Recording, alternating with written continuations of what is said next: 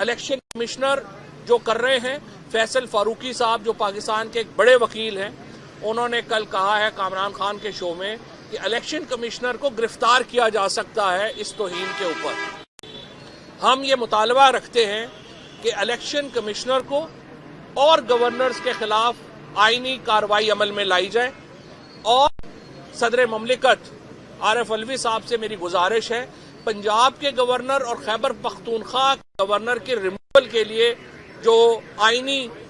जो प्रोसेस है उसका आगाज किया जाए, क्योंकि दोनों गवर्नर्स ने वाज़ेह तौर के ऊपर आइन की धज्जियां उड़ा दी हैं और आइन को एक रद्दी की किताब में कन्वर्ट कर दिया है। और अगर आइन भी ना रहा, मैं ये बता दूं आपको कि पाकिस्तान की वाहिद कंसेंसस डॉक्यूमेंट इस वक्त पाकिस्तान का आइन है। अगर ये आइन को भी पाकिस्तान के अंदर इस तरह से सबोटाज कर दिया गया, फिर पाकिस्तान के अंदर कोई